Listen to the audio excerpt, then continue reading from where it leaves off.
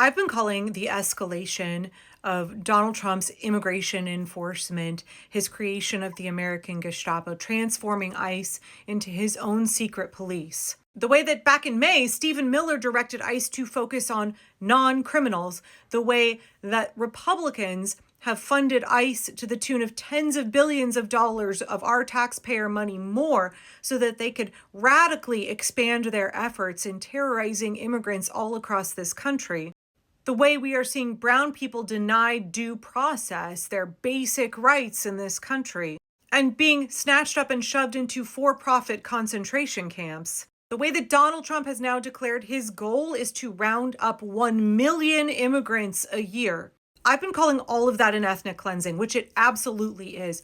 But today I saw an interview from a couple weeks back with Professor Eddie Glaude from Princeton University. And I think he really gets to the heart of what's going on here with ICE and any of the policies that we're seeing from the Trump regime.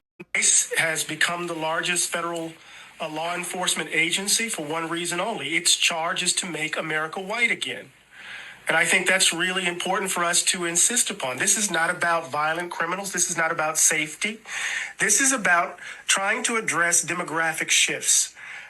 Trying to address demographic shifts that disrupt a particular understanding or particular view of the American polity. And I think it's important for us to begin to report it in this way. It's not about Stephen Miller and his quota. It's not about Holman cosplaying Bull Connor. It's really about what is driving this immigration policy.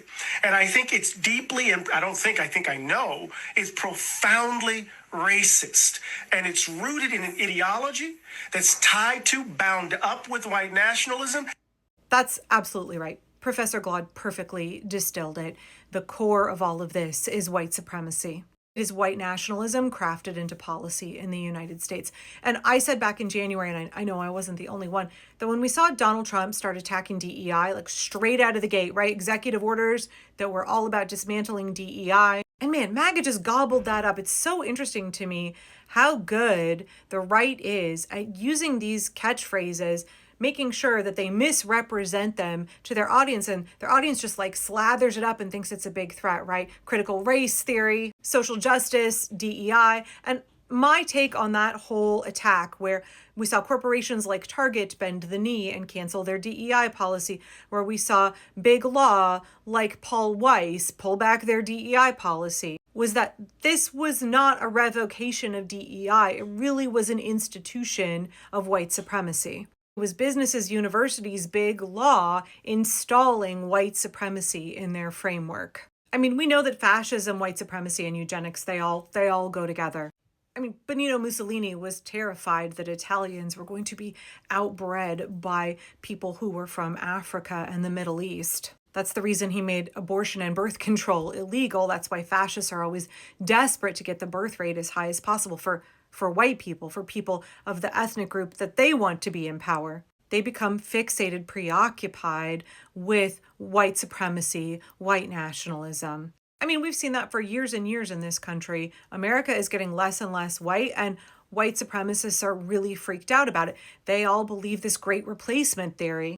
Of course, if you're a racist and you believe in the supremacy of your own race, you love that sweet, sweet power and control that you've had by being the dominant group, and suddenly that is threatened because other groups are starting to immigrate into your country.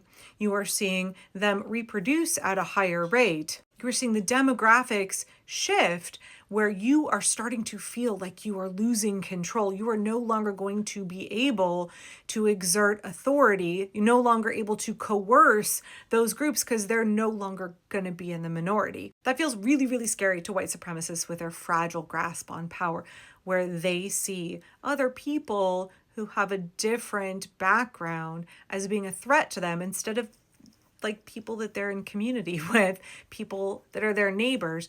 They become paranoid. They become terrified of losing their power. And we know that white working class Americans already feel powerless and disenfranchised because they're being fucked by the oligarchy, right? And they've been told by the super rich, by the billionaires like Donald Trump, it's not me who's making you powerless, it's brown people, it's black people. He stokes that racism in them so that they don't see who their actual oppressors are. He creates that scapegoat, and he foments that white nationalism in them. He tells them that the center of their discontent is people who are not white. He tells them that their discontent is derived from minority groups, and that the reason that they are afraid is because they're about to be replaced. Now, I think I misspoke in a previous video where I said that Gen Z is the first generation that is dominant non-white in the United States. No, I think it's like 51 point something percent white, but it's right on the border. It's actually Gen Alpha that is the first majority non-white generation in the United States.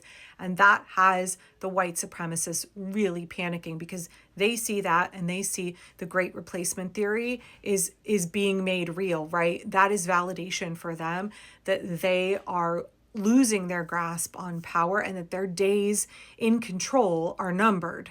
Like, you or I would see that as like, cool, America's becoming more diverse. That's awesome. We're starting to better represent the global majority. And we are a nation of immigrants, right? What were we all taught in the 80s and 90s? That we're a melting pot, that we should be proud of the fact that we have people from all over the world coming to this country, and we bring all of our heritage here, and then it becomes this melting pot, and like we become distinctly American in a way that incorporates all of our diversity, right? That's what we were taught. So people who are not paranoid, fragile white supremacists are not threatened to see that Gen Alpha is the most diverse generation ever, and that in that generation, non-white folks have the majority. According to the Annie E. Casey Foundation, 27% of Gen Alpha is Latino. I know there are myriad factors that play into this regime targeting Latinos for their ethnic cleansing, but this has got to be one of them. So 27% Latinos, 16% Black, 7% Asian American or Pacific Islander, 6% multiracial, and 2% American Indian or Alaskan Native. White people make up 48% of Gen Alpha. For comparison, white people made up 59% of Gen X and 71% of baby boomers. White supremacy is inherently an ideology of fear and control. It is inherently reactionary. They want to go back to a time when 71% of Americans were white. Reactionary movements are always trying to regress society, to take us backwards. They are the antithesis of progress. They are fighting the inevitable tide of the future coming, of a new day dawning. This is why reactionary movements always fail. This is why Trump and his regime will fail. America is changing. We are changing for the better. It is a good thing that we are becoming more diverse as people. That tide is turning, and the Trump regime cannot hold it off. They're scared.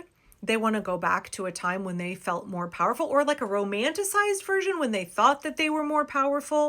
But these guys are inherently reactionary. They are reacting to the fact that America has already changed. Their days in power are limited. They are outnumbered. While we must be constantly vigilant, and I think in America we have failed to be appropriately vigilant about the rise of authoritarianism and white nationalism, we've got to constantly be on guard against those kinds of reactionary movements, those kinds of regressive, oppressive forces that are at work in our society, because there will always be fragile white people who are scared, who are desperate to have control and power and oppress others. But they are more and more in the past. They are doomed to fail because they are stepping back into the past, but society is going to move forward. The question is not whether or not the Trump regime is going to fall. The question is how much damage can they do as long as they are in power for this limited duration of time. They are causing tremendous harm for immigrants in this country and for people all over the world right now. The question then becomes, what can we do to mitigate the damage? What can we do to shorten the number of days in which they get to attempt to carry out their doomed plan for white nationalism in this country?